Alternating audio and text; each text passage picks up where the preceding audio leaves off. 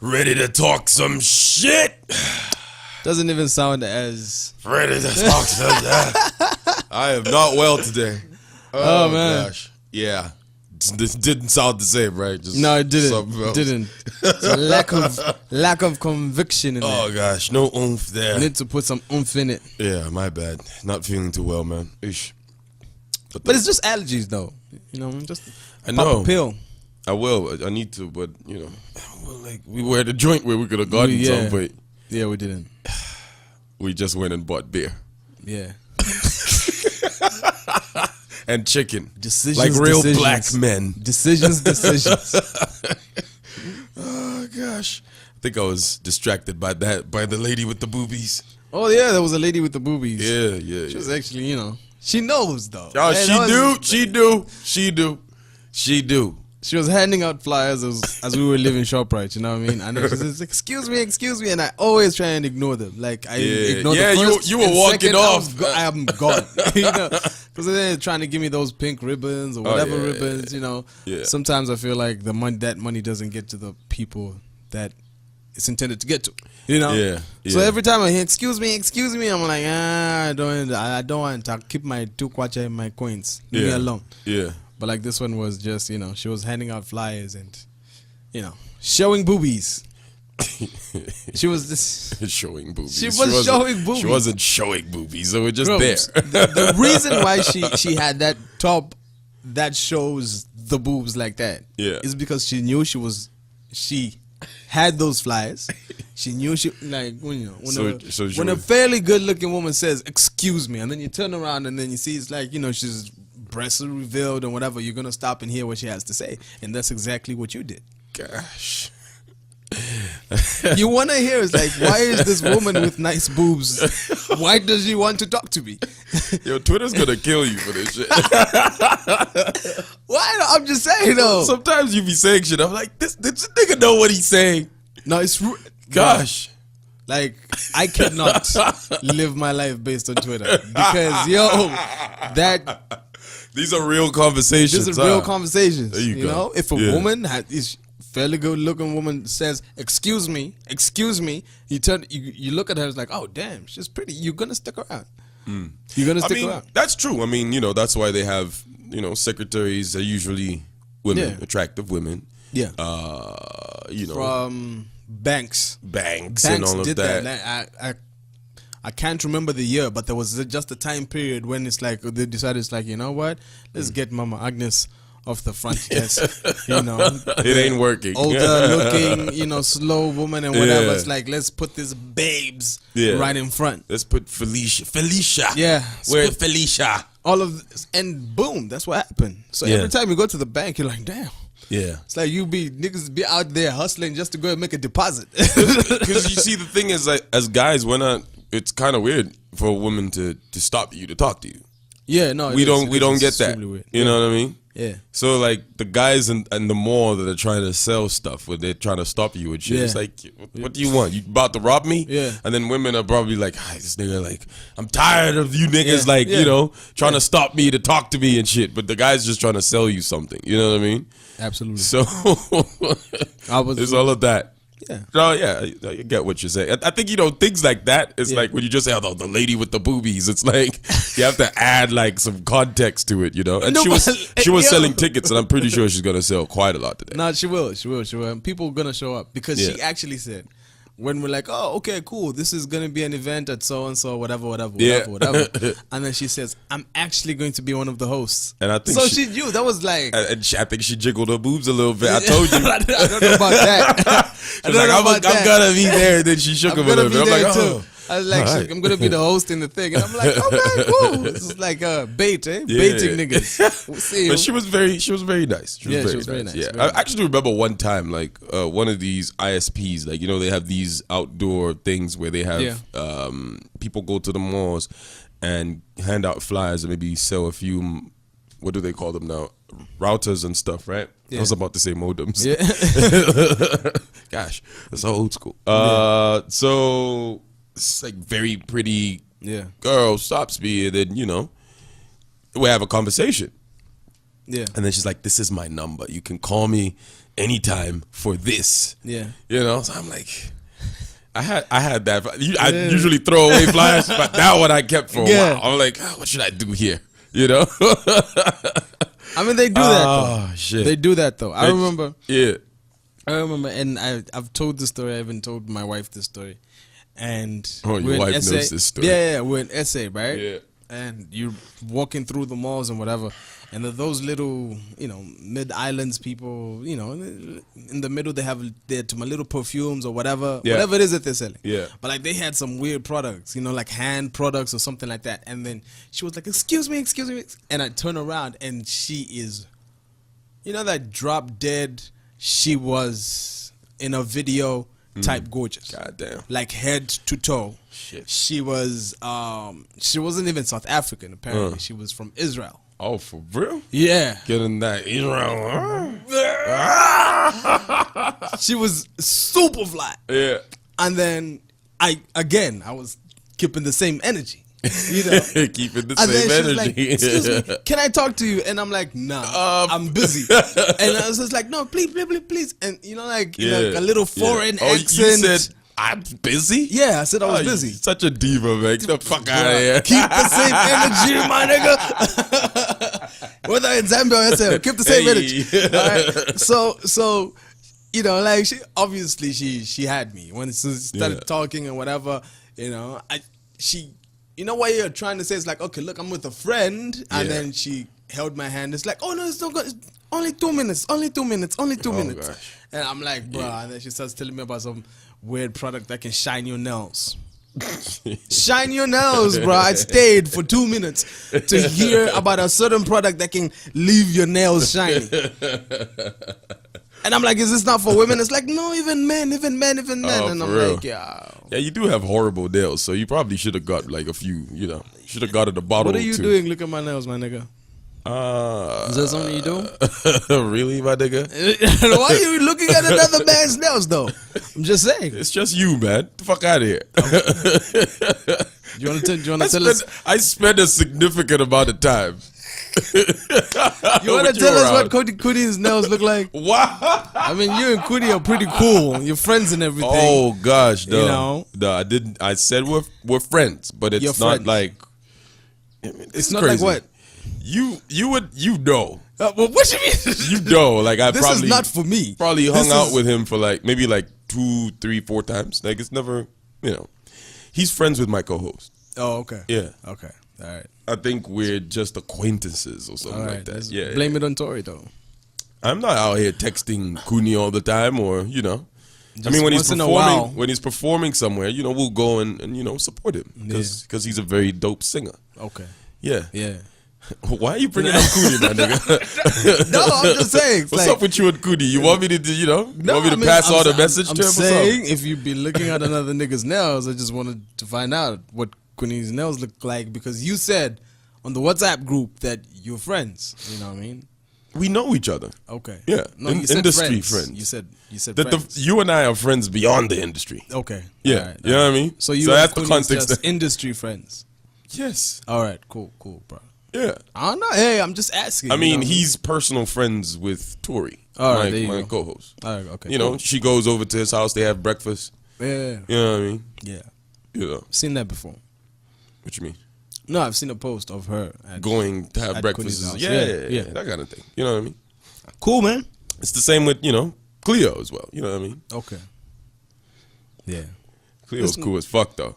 Yeah. But it's not the same. I need to ask her if I could tell one story. I'll get permission from her so I could tell y'all one crazy story that happened one time. You know what I mean? Yeah. Oh, it was crazy. Okay. It was one crazy night. Oh, there you go. But nothing too crazy. Kaladocious, if you're listening to this, it's nothing too crazy. You probably already know about it. You know what I mean? You probably already know about it. So yeah, let's get to the shits, man. Let's get to the shits. So what we doing today? Today is the last podcast of the year, podcast baby. Of the year. Yeah. Like I came to that realization, and I even sent you WhatsApp messages. It's like, I kind of feel proud. Like, damn, we did it, man. Yeah, man, shit. We did it. Like, consistently doing this. Yeah. Yeah. Sometimes do you think about how far we're going to go with this? Like, are we going to be like you'll be 40 soon. So I'll be like when we're 40, but you'll be 40 in like what, 6-7 years. I'll be 40 in 7 years. I'll be 40 in 7 years. I'll be 40 in a way. Make me sound like an old nigga. I'll be 40 soon. It's like what? Fanatic 39? What's wrong with 39? That's fine, all right? Yeah, that's fine. But yeah, it's like, that far off, like, still at this shit. Yeah. I mean, definitely. Definitely. Yeah. I think there'll even be more content. You know what I mean? There'll be more to talk about. Yeah. I mean, right now there is a lot of shit we can talk about. Straight up. But I think it's going to be different. So it will be interesting to see the evolution of the podcast and the evolution of the content as well. Yeah. So I'm in it for the long haul, my nigga. Yeah, straight up, man. Yeah. Like one of the things that I've learned about our country is like we underestimate how much shit goes down in this country. Yeah, we do. But like when we started doing this podcast, it's like that's when it opened up. It's like, wait a minute, this shit happened, that shit happened, that shit. You got like 10 topics or some shit almost every week. Yeah. And even on a slow news week, there's still some shit that popped off that you can talk about for like 45 minutes or some shit like that, the difference with before the podcast is you have a story in the news and it's big headlines for 2-3 days. Yeah. What this podcast does, or what I think it does, is places that thing that happened under a microscope,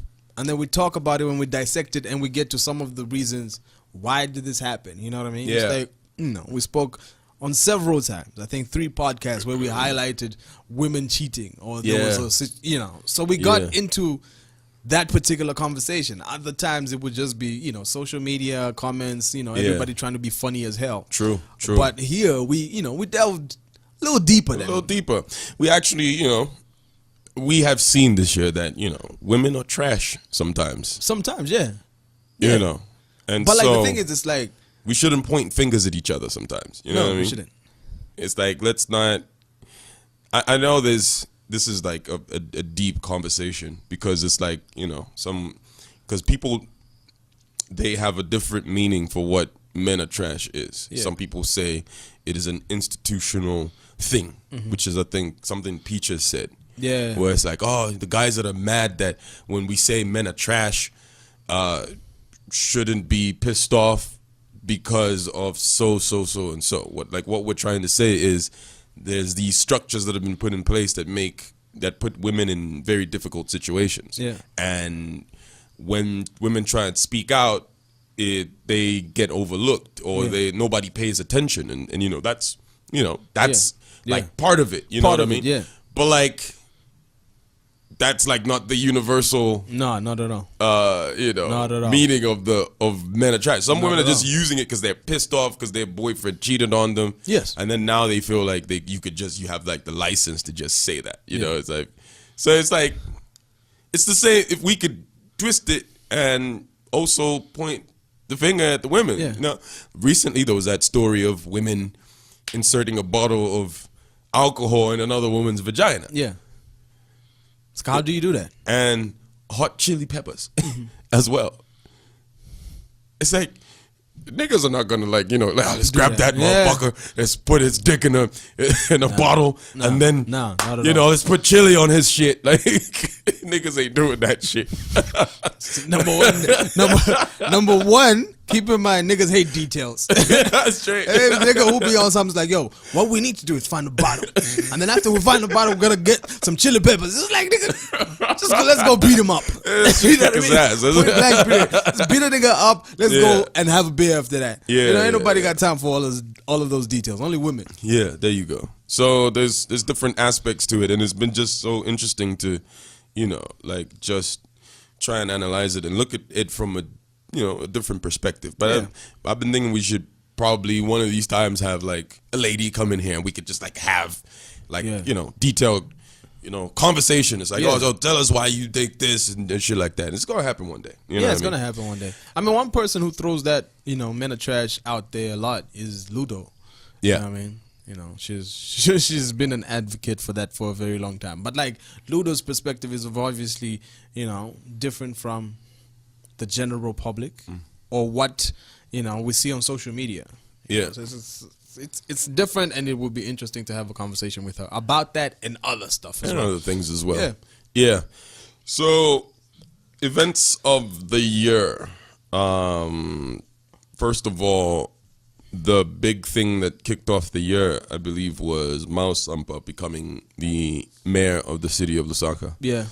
And then he promised that in 100 days, which I was calling the milestones, the 100-day milestones, he promised a whole bunch of stuff, which most of, he didn't deliver. No.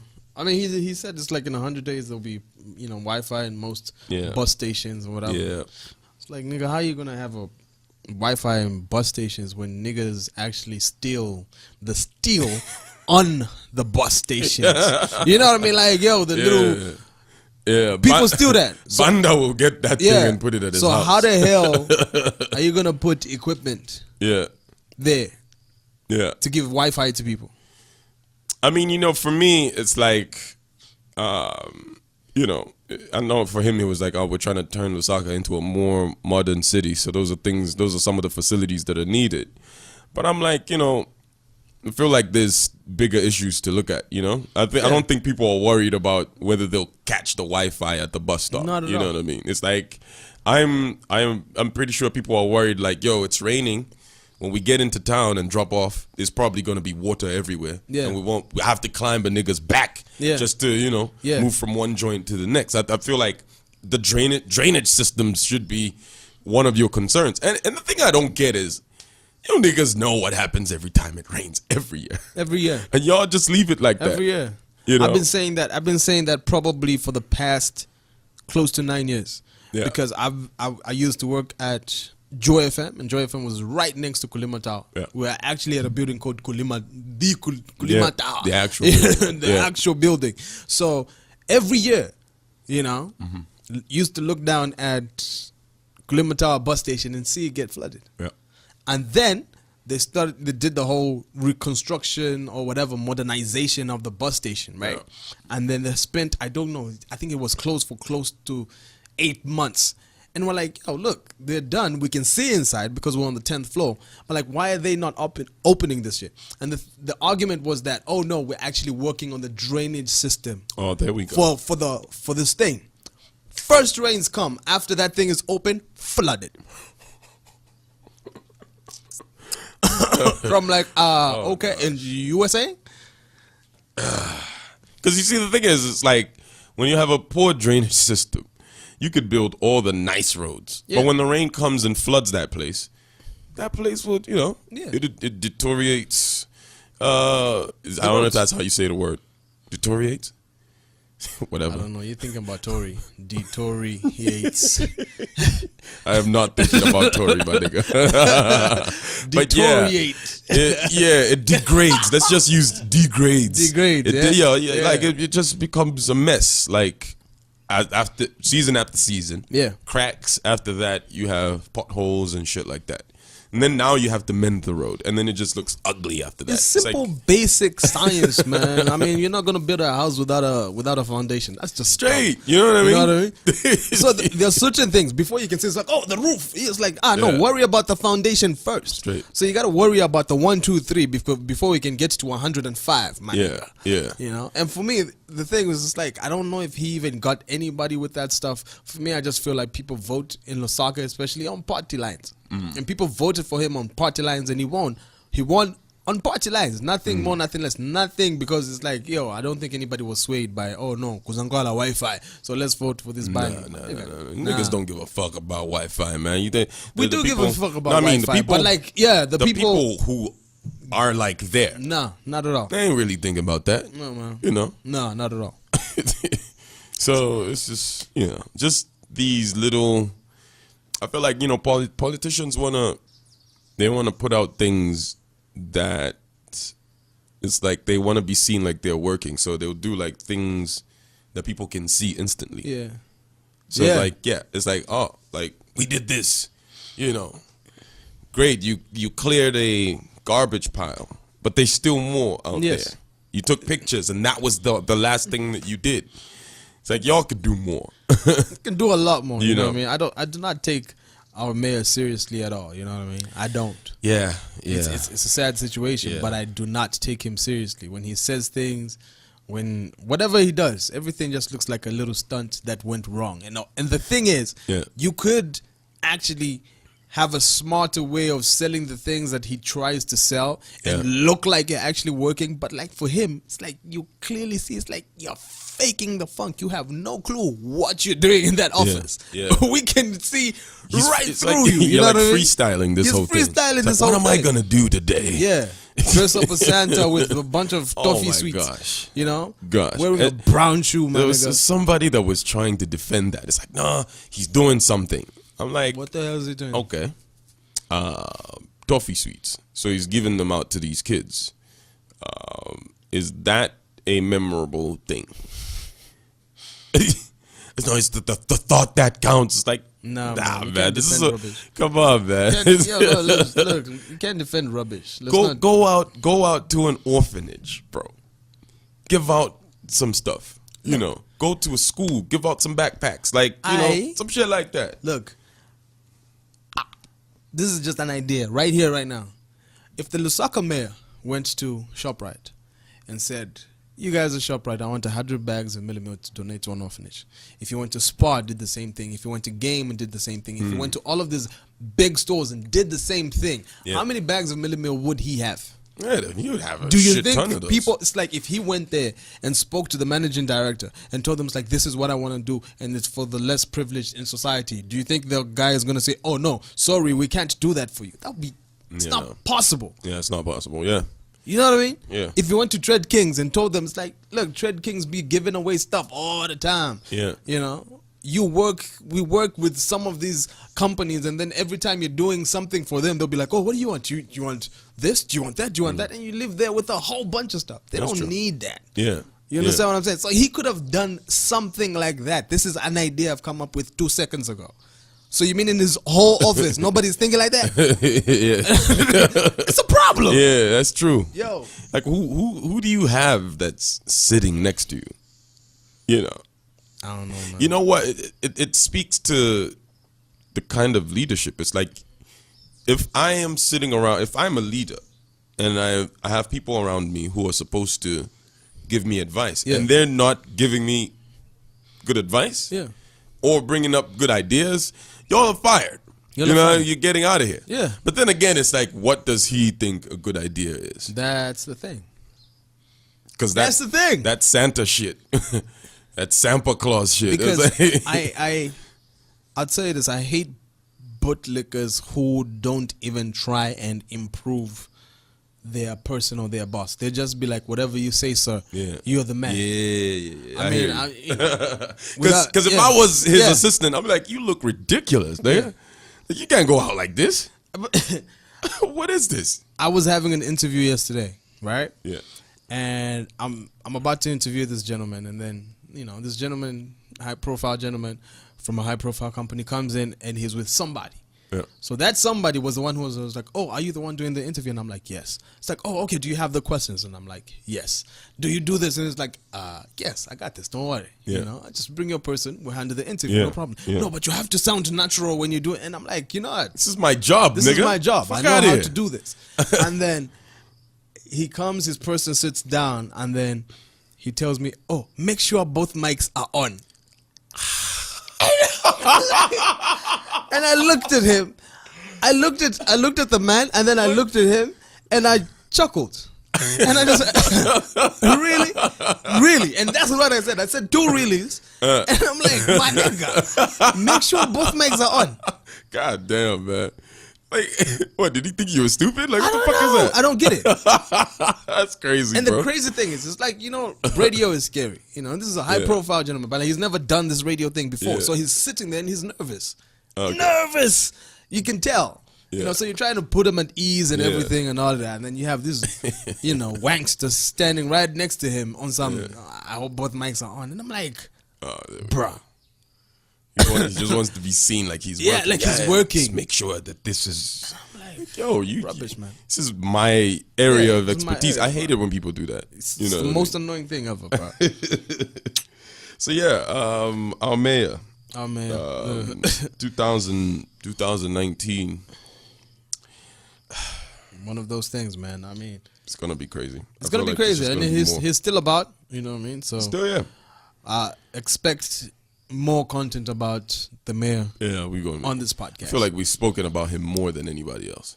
Yeah, no. Because, I mean, he keeps on coming up with the shenanigans, man. You know what I mean? He keeps on pulling up. Yeah. He's consistent. He's very consistent. He's consistent about his shit. Yeah.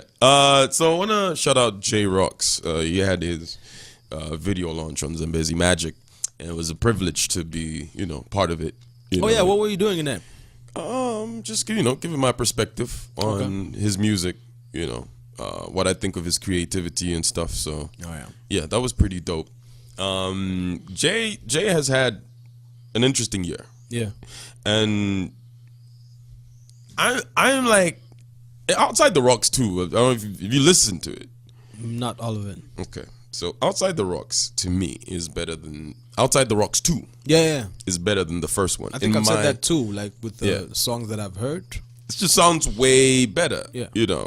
But it's like I feel like it wasn't embraced as much as the first one. Yeah. So I've been thinking, it's like, what is going on? Like, is it that is he not connecting with people anymore? Like, because it's like, the hype that was around the first Outside the Rocks. Crazy. It was mad. It was crazy. Super, super crazy. And then you hear after that he dropped Lusaka. It was an album, but then it turned out to be a mixtape. And then now you got Outside the Rocks too. Yeah. So, which by the way, the Lusaka album, like he planned on dropping a book and then an audio book of the book, and I was supposed to voice it. Yeah. Being the voice of Lusaka, playing the play on the words. Yeah. So that was gonna be super cool, but it didn't come to fruition. Probably happen like in the future. So he's got all these brilliant ideas, and you can hear them in the music. But then I am just wondering, it's like you got all this great music, but the people are just not gravitating or like not rushing to get it. Like, I don't know what's going on. It's just the hype isn't the same as it was before. So what do you think that could be attributed to? Because that's something I've been thinking about. Like, because Outside the Rocks 2 isn't bigger than the first Outside the Rocks. No, not at all. Not even. But it's a way better album. Yeah. I think for me, there's a couple of things. It's about the marketing behind it. It's like, what was the marketing behind it? I know he promoted it, on most of his social medias and whatever. But it was okay. What else? I guess also not having a hit single, maybe? Yeah. It didn't have a hit single. It's got great records. Yeah. It's got absolutely great records, but it didn't have a hit single. Yeah. And for me, I feel like, you remember when Zone Fam was popping? Mm-hmm. When Zone Fam popped, like, for real. The main act in that was J-Rocks. Yeah. He was weird. He was that that stuff just went crazy in the ghettos. Yeah. I think he's lost that element.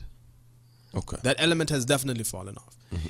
Now he's doing everything, and it's lyrical, it's brilliant, and it's extremely creative. Yeah. But that element isn't there in the music anymore. I don't hear it. Okay. It's not. It's not there at all. And to a certain extent, look, if you're gonna go and vibe with his, with the people who are vibing with Zone Fam at that particular point, look, the tracks were Ndine Chikali. That was a hook. Yeah. That's probably one of the biggest Zone Fam J-Rock songs. Yeah. Because it was his record before. Yeah, it was his record. Turned into a Zone Fam record. Before it turned into a Zone Fam record. And that's just it. It's like, that was the hook, bro. Yeah, there was Chikali, Mbama. Yeah. Mbama. There was another song that actually had a video. I think even songs like Superhero, if you remember. Yeah, I remember Superhero. Very My Danger. Ghetto. Yeah, My Danger. Oh, you're right, you remember the video? Yeah, the video for My Danger in the ghetto. Yeah, in he's Tendere, coming that's where he out shot of coming out of a small window and whatever. Mm. One leg is. It was just it was very ghetto. So the ghetto people can't relate to his music. No. And the ghetto people are the biggest consumers of music. Yeah. Like that type of music. Because, suburban kids are distracted by DSTV. They're distracted by their smartphones and stuff. Absolutely. But these guys are like, at the market, this music is playing and shit like that. And when there's a show, these are the people that, mostly will go out in numbers. To do that, like depending on the venue and shit like that. Yeah. So that's an interesting perspective. I never thought of it like that. Well, actually, I did. I've had that thought for a very long time. Well, since I started hearing the other music that was dropping. Yeah. I mean, even when you go back to Outside the Rocks 1, Joanna. I don't think what track is that? Oh yeah. There's no stopping. Yeah. I don't think. Yeah, nonstop. That I can tell it's like this is not the track for the ghetto. This is not the track that's gonna be big in the ghetto. Yeah. It's like it's the Joanna. Yeah. You can easily Joanna, tell. You can pick them out. Joanna was a smash. It was a smash hit. Yeah.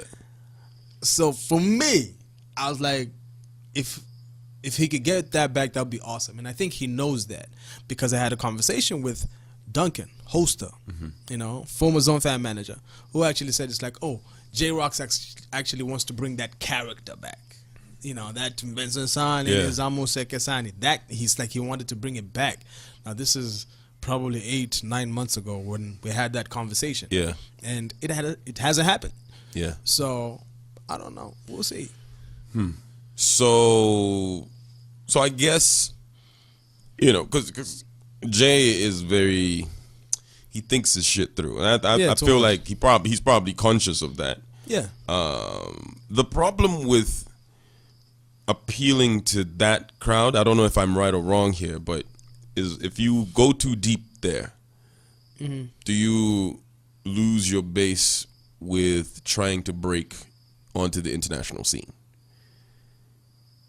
Like, is it possible to appeal to that crowd and still shoot for the stars as wanting to cover a bigger base on the African continent? Or just absolutely. And I think J-Rox is probably one of the most equipped people to be able to do that without faking it.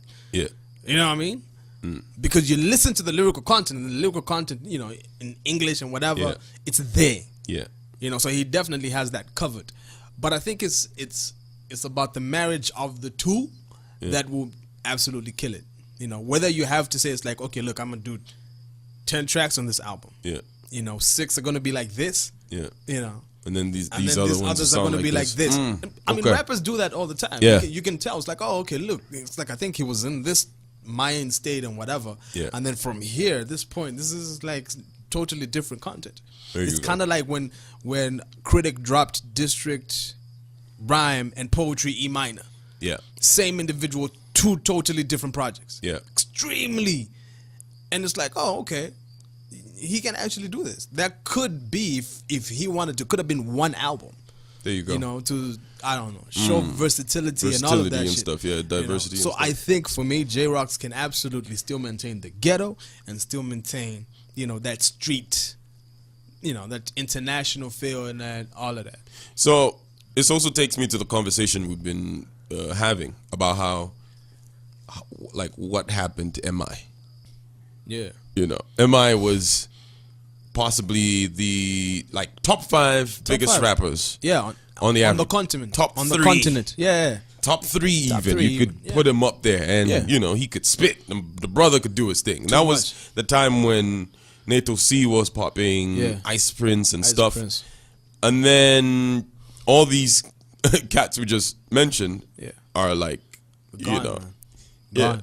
They're still trying to put out music, but it's just not. It just doesn't. Yeah, reach I mean, it's not the same. I think MI dropped something. Is it early this year or last year? Yeah, that was making its rounds on television. Yeah, MTV Base West and all of that.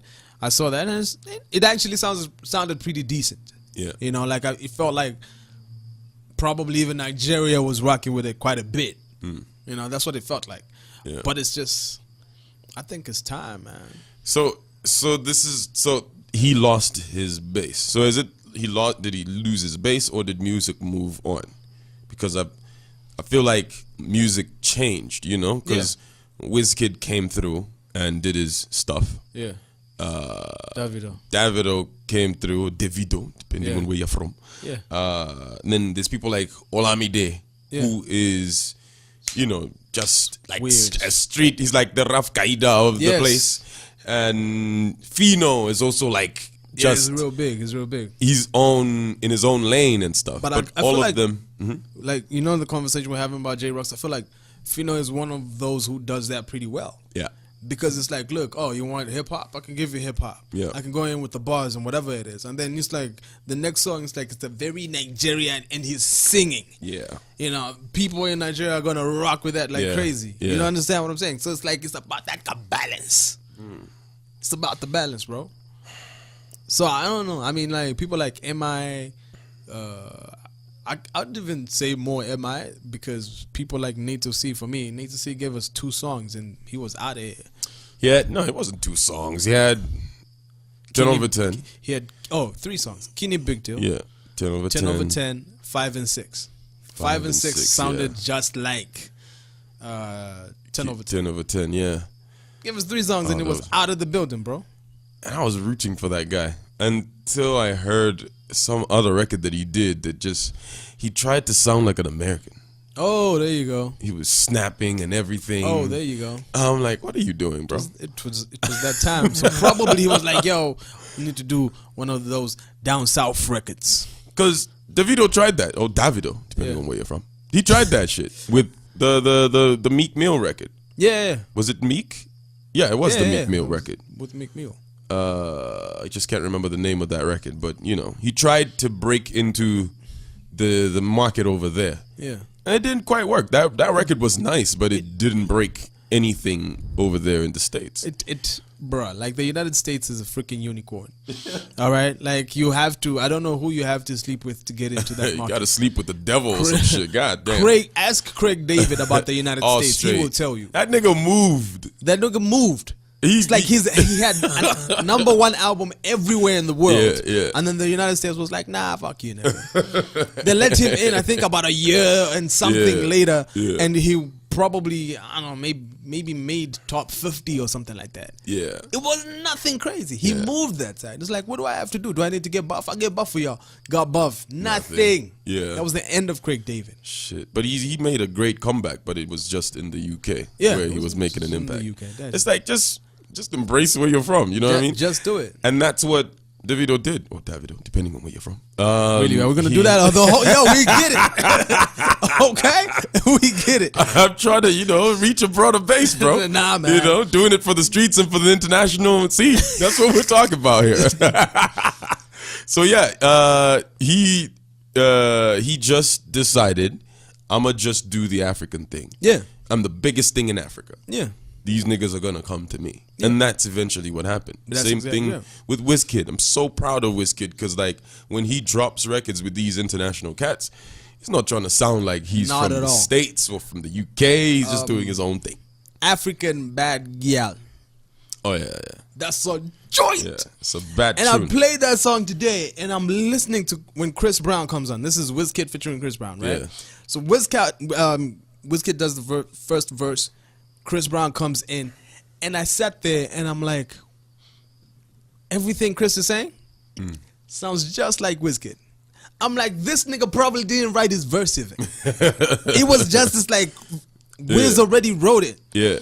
Because he's got like a little, pidgin English in him. Yeah. He's not trying to sound American. He's trying to fit into the record. He's trying to sound like Wiz on the record. Yeah. You know what I mean? I mean, big shout out for the execution, but like I could tell, it's like, yo, these lyrics were not written by Chris Brown himself. Straight. Yeah. These are Wiz lyrics. Yeah.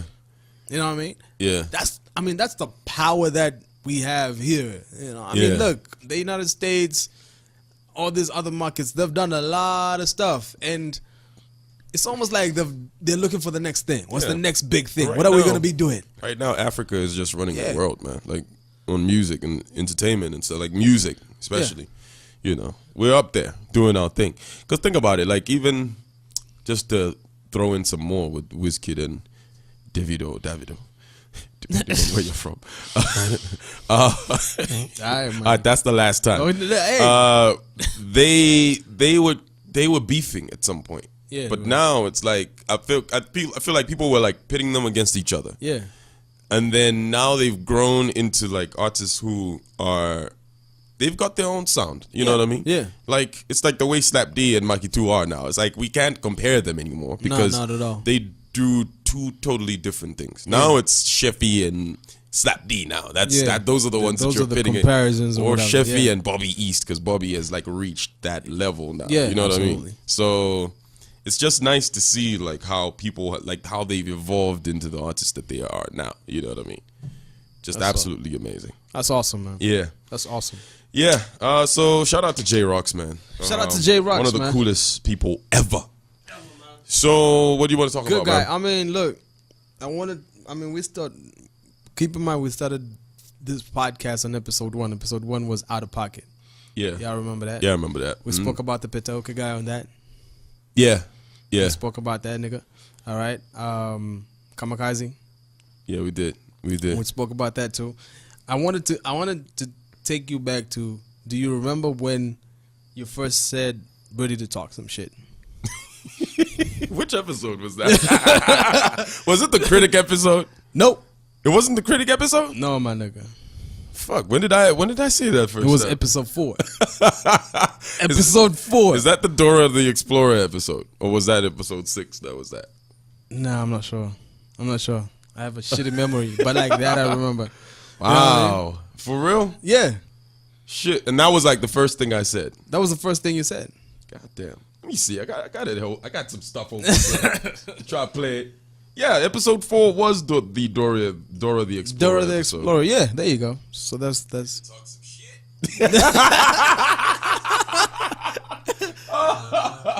Oh, so that's the first time. Yeah, that was the first time. God that was the first time. I was like, wow, shit. okay, cool. There you go. And it was a very casual. Yeah. I mean, it wasn't supposed to stick. Yeah. Yeah, but it How stuck. did it turn into a thing? Like, you know. I don't know, man. You just see people tweeting about it, you know, when they post up on their WhatsApp stories. It's like, I'm ready to talk some shit. I'm like, yo. Yeah. It just, some people ask me like, yo, where did that come from? And I guess this is what it was. This is what it was. It's just one of those things. It was ready to talk some shit, and boom, we went in. Just came out, and that was that. I remember. Let's also keep in mind that Chrome's was Man Crush this year. Yeah, Diamond TV. Shout out to Malama and Vida. Yeah, you know, when have you ever been Man Crush? What's the criteria that's used for you to be a Man Why Crush? do you need to know the criteria? Because I feel like I tick all the boxes, man. Malama, why ain't y'all calling me? Vida, why ain't y'all calling me? What's the problem? If you haven't, what's the problem? If you haven't been to the show, then you don't tick all the boxes. I don't tick all the boxes. But you did talk to her. Did she say she wanted to have you up there? No, she didn't. We're just talking about some other shit. Nah, she said we need to have you on the show. Yeah, but like, I don't know. Was it the Man Crush shit? Yeah. Oh, really? I think so. I don't know, man. I guess I just need to get a number or something like that. I could give you a number. No problem. Yeah. No problem. The thing that was interesting about that interview was I had watched the show before. I had gone there maybe like once or twice. And it's like they're actually quite raw. Oh, really? Yeah, especially Malama. It's like she goes in. Yeah. You know, it's like, so we go up there and it's like, you know, we had our interview and then they started, you know, talking about some entertainment stuff. And I think Peterson's video came up and then Malama is like, yo, this dude is like too dark in here. Like, why did they like edit the video to make him lighter or some shit? Oh, like, damn. I was like, oh shit, she's really going in on this nigga, like not giving a fuck, just going in like that.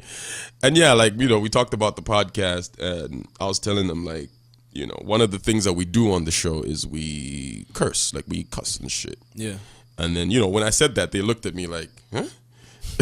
Is that like one of the points you want to raise up, like, you know, talking about your podcast? But I'm like, yeah, the reason why I bring it up is not because we just drop F-bombs and S-bombs and shit like that. It's the indication of the freedom that we have to, and also like how real we get with topics, you know? The thing is, this is how people talk every day. Yeah, basically. Not everybody, but this is how a lot of people talk every day. Yeah, yeah. You know? I mean, we had our very own minister. As a minister, you know, I think, was he minister then? Who? You know, Mr. Big Words, Mr. Big English. Dude with the glasses. Yeah, white beard. Bombo. Yeah. I mean, he said Chikala in Parliament. And then when the speaker asked, "What did you say? What did you say?" I said, "No, he was standing," and then I said, "Jigala." Sit down. I'm sure it went down in there. And I'm like, yo, this is MPs and ministers. Yeah. You know. So it's just one of those. I mean, your movies, your TVs. Yeah. You know. Yeah. I mean, it's just one of those things, bro. It's just one of those things. Gotta say, like, the fact that our industry is so small, we get to hear stories. We've received screenshots of conversations that people had about our podcast. Oh yeah. Some artists were so pissed off, you know, some shit like that. It's crazy, but you know, when we meet you, you're super nice, my nigga. Like, you're talking a lot of shit. God damn. So, I wanted to talk about the Wezzy situation. You know? Oh yeah, the Wezzy situation. Not saying that Wezzy is the artist. Yeah, have you met her? Have you met her? No, I haven't bumped into her since that time. You know, she was very pissed off with us because we basically said what everybody else was scared to say, or what everybody else was saying, but added more context to it and why it was important for it to be implemented. You know, she went to an interview in flip-flops. Picture was taken, it went online, and people were bashing her for that. And then she decided to go up and say, "Yo, y'all shouldn't be too concerned about what I do, blah, blah." And then, you know, we came up here and we had a conversation about it, and she listened to it, and she was really pissed off. Yeah. Are you still blocked on Twitter? I haven't even checked, bro. I don't care. I haven't checked because I don't care, you know. I mean, man's is sitting on 10K likes, you know what I mean? You know, and 10K really? Followers and whatever, you know, so. I never ain't nobody got time for that.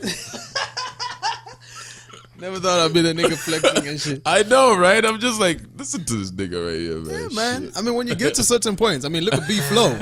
Look at B-Flow. B-Flow was that humble dude. Now he's out here showing us, it's like, yo, the White House sent me this. Oh shit. Yeah, I saw that, and I was telling someone, I was like, yo, that's, you know, it's getting a little bit tired now. Yeah, I think so. I think I mean, there's certain things and certain points that, you know, can be highlighted. Totally get it. Yeah. You know, and he's still doing his things, and he wants, you know, donors and whoever is around him supporting that cause to see that he's doing something. Yeah. But like when you're just gonna tell us that, yo, the White House sent you something, you make it almost look like Donald Trump was walking around him and turned around to his assistant and said, yo, did we send something to Brian? To Brian Wembia? Did we send no, can you please send that thing to him right now? It's about to be the new year. We see what he's doing. And I'm like, that's not even shade. That's just for real. Yeah, it's just for real. It's like, we get it. You know, you're probably on the mailing list, my nigga. Yeah. You know, like you're one of those people. We get it. And the thing is, like, don't be so starstruck now. Celebrate the little achievements and whatever. Take them to heart. Yeah. But show us some of the bigger things that you're doing. It's like, it's cool. Okay, I never thought I would ever be on a billboard. Cool. Yeah, that's dope. But like now, let's get to the meat of this shit. Yeah. I think we've played around enough with, you know. I think we've joked enough about it. It's all good and whatever, but like let's get to the real issues that you're supposed to be working on. Don't show us stuff that you got from the White House. You know, B-Flow's a cool guy, one of the coolest guys ever. Straight up. That goes without saying, but, you know, now let's move. Yeah. You know what I mean? It's about time. It's about that time. Yeah. And I'm still blocked by Wezzy, so just throwing it out there. Yeah. Yeah, she's still pissed off about that. I feel like, you know, one day we'll have a conversation because now we've seen a change. Like, you know, it may be because, you know, it was her own vocation. Yeah. Or, you know, she finally listened to the people. It could be one of the two. We don't know because, we haven't had that conversation and she hasn't come out to say anything. It was a very one-sided thing that happened, you know what I mean? I mean, we responded on the podcast. She went in on Twitter, sent me a very long DM. Yeah. That DM. Yeah, and then the DM we can't share. Yeah, so we can't, I couldn't respond and reply to her. Yeah. And tell her what I thought because she blocked me after that. You know what I mean? So yeah. It is what it is. Yeah, conveniently blocked a nigga. You know what I mean? So it is what it is. We're just gonna continue out here being shallow like the rest of Zambia. Yeah, there you go. One thing that happened this year that that I will never forget. Yeah. Is the night that one of your favorite artists said to my face that he was gonna end my career. Oh yeah, that was this year. That was this year, bro. That was this year. Damn, bro. Yeah, was it this year? Yeah, like early this year. Was this year? Yeah. Was it? So. I don't think it was last year. I don't think it was. It might have been last year. I don't know. Nah, bro. Couldn't have been last year. Couldn't have been last year, right? No. I remember the festive period last year. Festive period was. I think it was early this year or something. Early this year. But yeah, earlier this year on a random what? What day was that? A random Gosh, Tuesday we just went out for random Tuesday, random drinks, bumped into this person, and then had that very, very interesting conversation. Tense moment, bro. Yeah. Yeah, and the crazy thing is, it's like he was very. I mean, super weird energy between the two of you. Y'all exchange words. You said some things, he said some things, and whatever. And then he's being super nice to me. So I'm like, yo, Frenetic, yo, we got drinks over here. Yo, come. What you drinking, my nigga? And you know what I mean? We ain't drinking shit, nigga. And I'm just like, yo, fam. Yeah, I was super pissed off. Yeah, I know. I know that. Pissed the fuck off. Like, nigga, you gonna say that shit to me? Yeah. Like you see, artists just don't understand some of the things that we do for them. Yeah. You know what I mean? We may not always hit you up to let you know what we've done for you. Yeah. But, shit is happening sometimes. You know what I mean? For real. We're pushing your shit. Yeah. Like, J-Rocks doesn't know that when he dropped Autopilot, I played that shit like 5 times. Yeah. Yeah. When it dropped, I was like, yo, this is a hard record. Played it, and like almost every day after that. Yeah. But I don't have to tell him that. No, you don't. So the arrogance to walk up to somebody, I just don't know. Like, I don't know about you, but for me, I don't think I could ever say something like that to somebody. Like, because I wouldn't harbor such a fucked up emotion to try and get you the fuck out of here. Like, I'ma end you. Yeah. Like, unless I have done something so, like, that's so gravely, like, fucking, like, if I killed somebody that you loved or some shit, then you'd be like, I'ma end you. Or hurt a nigga, or hurt somebody that you love closely. Yeah. I mean, like, a family member, whatever. Those are, I mean, there's certain grounds for people to say things like that. Yeah. That was not one of them. Because this was a conversation about, and, we're not going to reveal the name of the person, you know what I mean? Because some people might think it's like, you're clout chasing or something. Yeah. But it's like, this is something that this person did online. And then, you talk about it online, and then it's a problem. It's like, no, you should have picked up the phone and called me. I don't even have your number, my nigga. Yeah. I don't. I thought about that after it happened and whatever. I don't know if we spoke about it. We spoke about it, obviously, but like we said a whole bunch of stuff. But like for me, the way I analyze the situation is that, look, I think it even sipped into the Wezzy thing as well. For me, it was like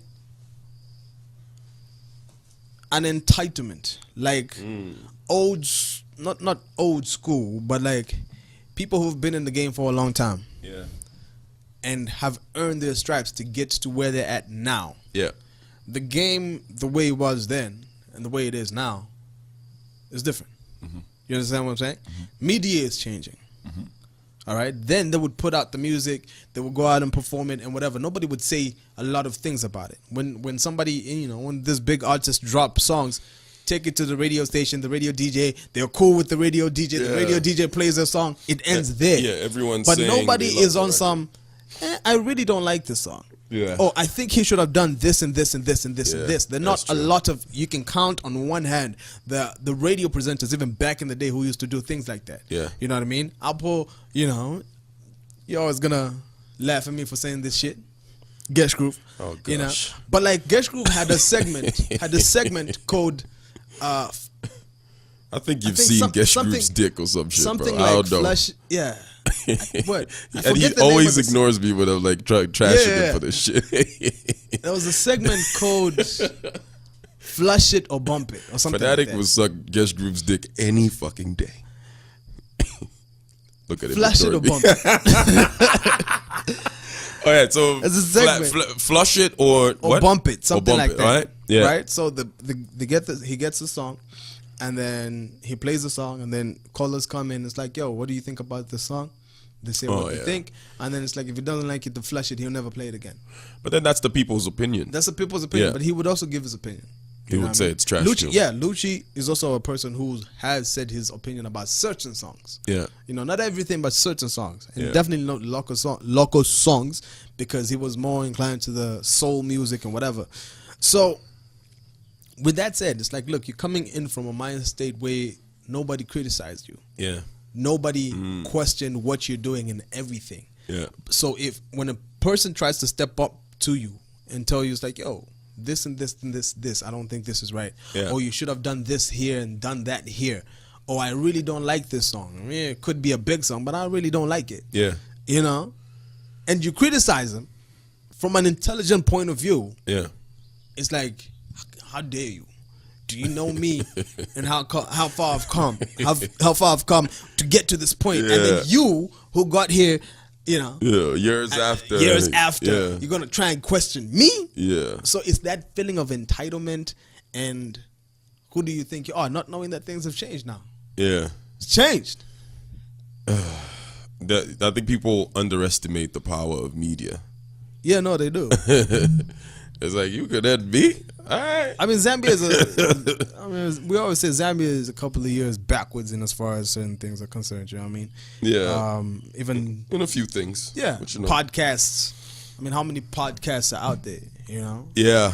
Yeah. True. Raw Conversations and what else? Yeah. There's a few others. But they're just not consistent. Like, y'all need to become consistent, man. Like, we need more people in this sphere. We need more people. Absolutely. Yeah. So yeah, that's just one of the experiences this year. I just, maybe when I drop that book, I mean, when you drop the book, you have to get into it because the book has to be a tell-all. Yeah, exactly. No, I'm gonna drop a tell-all, but Yeah, some of the things I'm not gonna mention, but yeah, of course, I'm gonna drop some names in that book. It's gonna come, in the distant future. In the distant future. Yeah. So what else happened this year, man? I mean, Jabba died. Oh gosh. Sad times. Man. Sad times. I mean, Jabba and a whole lot more people, man. A lot of people that died. XXXTentacion. Yeah. You have Mac Miller. Yeah. Stan Lee. Gosh. So a bunch of people died this year, bro. Crystal Clear. Yeah. That was one that was traumatizing. Yeah. Traumatizing for me because, like, bro, we were with him hours before he passed away. You know what I mean? You were there at the listening party that night? Yeah. Oh, yeah. Oh, you were there. You forget, man. Yeah. I actually have, like, a picture that Bright, one of the photographers out here, he took a picture and Caristo was like in the background. Wow. Yeah, and I never posted that picture because it was like so.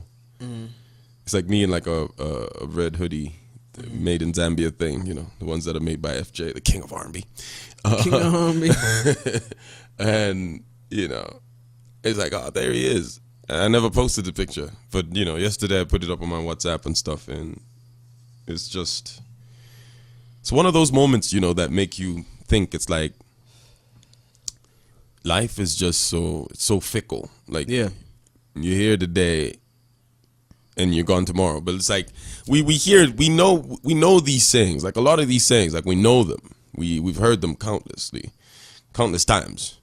But it's like when it actually happens, you know, it's like the way they say you don't know what you have until it's gone. Like it's an expression you hear almost every day until it actually happens. It's like, oh shit. I should have been better when I had this opportunity and stuff like that. You start to reflect and shit. And I've had those moments happen to me. First, I think one of the first times when something hits close to home, was when Shine died. Oh yeah. Oh gosh. You know, when Shine died. Yeah. Because I mean, I joined Power from another radio station. Mm-hmm. I'm a little bit of an introvert, you know what I mean? Around niggas I don't know, you know, whatever it is. The first person I started interacting with was Creej at first, but Creej is also quiet as hell, so you don't really know. Yeah, he doesn't talk. It's like, much. What is he doing? You know what I mean? It's like, what is he doing? It's like he's just so quiet, this nigga. Yeah, and Creej sleeps a lot, man. Like, you be seated having a conversation. Next thing, the nigga snoozing. It's like, yo, what up? Oh, and then continues makes a jingle or two that goes back. So very laid back dude. Shout out to so for me, Creej's energy was like, forget you, nigga. You know what I mean? You're acting way too chilled, way too laid back. I need to be up here. You know, I'm new at this joint. You know?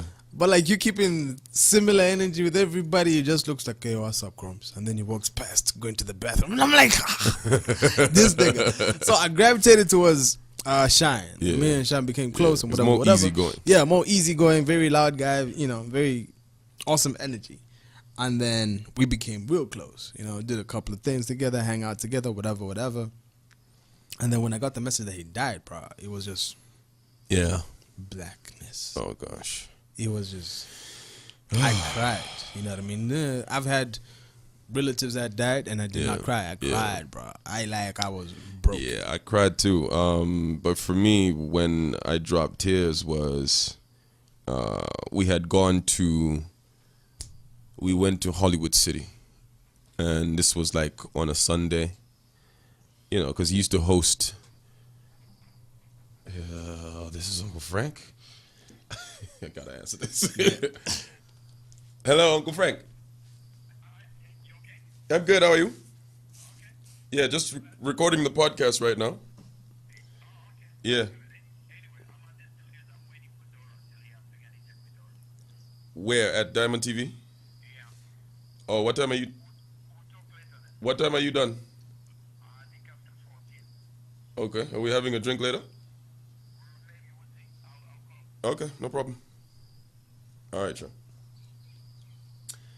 All right, cool. Thanks. Shit, Uncle Frank, man. When Uncle Frank calls, you gotta answer. Fuck all you other niggas. We ignore all your calls, but when Uncle Frank calls, when Ambassador Frank Matula calls you, you gotta answer that phone call. So yeah, what were we talking about again? Oh, we're talking about Shine. I was talking about how we went to the street party because he used to host it. Yeah. And one of his favorite songs was Heavy K's Beautiful War. Mm-hmm. So we were in the club, you know, Sandy's there, Small Tash was there, Creej, JJ, Chi as well. And then that song comes on and we all knew. Yeah. Because when that record would play, he would just go nuts. Yeah. That record plays and then we just all look at each other and gosh, it was just tears after that, bro. Like everyone was just bawling in fucking tears. Yeah. We had to leave after that. Yeah. Oh gosh. That's crazy. It was very, very such a painful loss. Yeah. And it's like the night before he died, we were playing foosball in the office because he died on a Saturday. I believe he died on a Saturday. I think. I'm not even sure anymore. Yeah. So I remember it was a Saturday because I don't know if it was a Saturday. I just can't remember. But like the thing is, one of my fondest memories was I did a show after his. Yeah. You know, he did the Z Shakedown. I did Route 997. And what would happen is he would be leaving the studio. And, you know, his show was very popular. Yeah. So bus drivers, taxi drivers, these, you know, college kids and all of those. So whenever he'd leave, he'd be like, yo, he like gives me the phone and be like, yo, look, I've left you all these people. Yeah. Entertain them. And, and then he's like, I'm out. Peace. Out. Yeah. And then on Saturdays, you know, I used to do the Power Top 40 and show was popping. Yeah. You know what I mean? Yeah. So that was also a similar situation where the phone would ring from 10 in the morning all the way to 2 in the afternoon. Yeah. Like it was that crazy. It was that crazy. So I'd also be like, yeah, here's the phone. I've left you all these people. All these people. Enjoy. And I'm going out to drink now. Bye. Yeah. Do He your hated show. that show. He hated that show. I know that for a fact. He hated that show. So it's like, you know, there's just like little banter and stuff. Yeah. It was just super amazing. Yeah, and I think the point I was trying to get across was this, like, look, at that point when I heard that Shine died, because it's so close, and I was like, damn, that could be me. Yeah. You know. Oh man. That could be me in a sad situation. Is he had a kid on the way. Oh yeah. He was about to get married and all of, and I sat down there and I'm like, she will never know her dad. Yeah. This kid would never know who her father was. Just how dope it would be a he picture. Was. You know what I mean? And how dope he was. Yeah. So for me, it's like that hit home at that particular point. And I was like, you know what? I need to live my life to the max. You know what I mean? Yeah. Because sometimes we overthink things and we are a little too careful in everything. Yeah. You know, professionally, You just want to be careful and you secure yourself in a small bubble, and then you're not really doing anything that makes sense and that, That's true. that satisfies your soul. I kind of forgot about that. Got back in my comfort zone, and then when Caristo died, it was the exact same feeling. Yeah. It's like, bruh, you could be gone. What are people gonna say about you if you died? Yeah. You know what I mean? Yeah. So that woke me up, and I'm still in that energy. It's like, and I remind myself constantly. It's like, look, what are you gonna leave? What are people gonna say if you're gone? Because it's a possibility. Because, you know, it could be any of us. It could be anybody. Man. And that was a sad situation. Gosh, rest in peace, Caristo. Rest in peace, Caristo, man. I remember the last proper conversation I had with him was at it was Slap D's when they were signing the ITEL deal. Okay, yeah. When he was the face of the S32, is it the S32 or the S31? I'm not sure. I just know it's the Slap D phone, basically. Yeah. The ITEL Slap D phone. We sat down and we were actually planning something. It's like, yo, we could do something. We need to, because he was always on we need to get together, and like not just him and I, but like just people in the industry. Like he was like, yo, imagine you and I and that other person and that other person, if we all came together and we used our numbers and our influence to do like a show or something, we'd make a shitload of money. Yeah. You know what I mean? So we were like, yo, we need to meet and have this conversation so we could, you know, plan something out. And, you know, it never really happened. And then, you know, I feel like, you know, as we were probably getting close to actually sitting down and having a proper conversation. Because you know how it is when you make plans when you've been drinking. When you've been drinking, it's a problem. It's something else, you know what I mean? Yeah. So we were supposed to sit down and just have like a broad conversation on what we were going to do. And then, you know, the tragic news, you know, went down, and then that was that. And then, you know, of course, the night before he passed away, we were at, it was Maki 2's album launch at Sky Bar. And, you know, we bumped into each other, say what's up. Yeah. Boom, boom, boom, moved on. And everybody was like, oh yeah, let's all go to Capon's or Chicago's or something like that. And then, you know, a whole bunch of them went that side. And then, you know, that's when we got the tragic news in the morning. Yeah, in the morning. One of the scariest moments of receiving bad news for me was when PJ died. A friend of ours, Chishimba. he called me, and this was like early in the morning. He calls me and he's like, yo, he says PJ has died, but it sounded like he said Cree J. Oh, no. Has died. I'm like, what? I was with this nigga last night. What you talking about? Like, what you mean Cree J just died? I'm like, what? He's like, no, not Cree J. I mean PJ. I'm like, oh. So now, like at that moment, it's like a moment of like emotional confusion because you're like, oh, shit, I'm relieved. But then again, this is like super sad this news. is super sad news, you know? Because I'm happy that it's, you know, Cree J hasn't passed away, but PJ is, you know, who he was, like a monumental figure in the music industry. And that was just like I was like crazy news, bro. Crazy news. So, you know, RIP to Crystal Clear and, you know, all brothers that have passed away, man. Yeah. Anyway. In other news. That was heavy. That was heavy. That's super heavy. Can we talk about something light now? The conclusion that I think this podcast has concluded that police are trash. I mean, we've concluded that. Mm-hmm. I mean, you know, police are trash. Mrs. House Number. That was a big moment. There was Mrs. House Number. There was the tomato farmer. Yeah. It's just we had this conversation at the beginning of the podcast about how, you know, a lot of women were caught cheating, you know, boarding house bay. So we can we safely say women need to change in 2019. Y'all need to be better. Y'all need to be better. Okay. All right. Stop cheating so much. You know what? This is crazy. Last night we went out for drinks. You know, Tori, my co-host, came out. Her niece came out to hang out with us, and she's basically from Belgium. You know, mainly speaks French, but she can speak English as well. And her niece says, because she's just here for the holidays, and she's like, "Yo, is it possible for me to find a man here that I could settle down with?" Yeah. And then Tori is like, "Nope."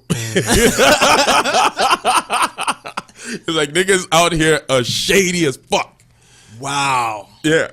Wow. She literally said that. So, and then I was like, you know what? Yeah, you're right. But like, what about the women? What is your perception of the women? And she said the women out here are also fucking wild. Yeah. And one of the things that she mentioned was materialism. They're like a lot of materialistic people. Yeah.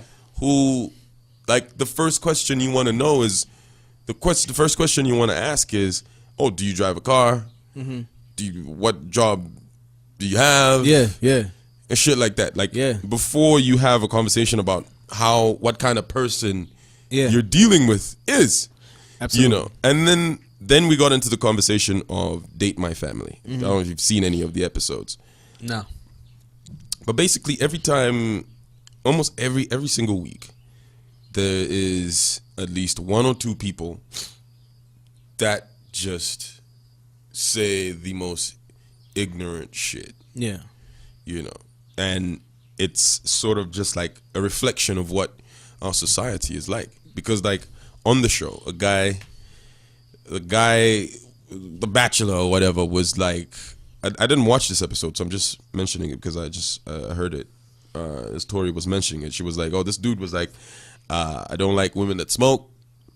I don't want a woman who has tattoos. Okay. I don't want a woman who is dark-skinned. I want a light-skinned woman. Wow. She got to have a job. She got to do this. She got to be this. She got to be that. Yeah.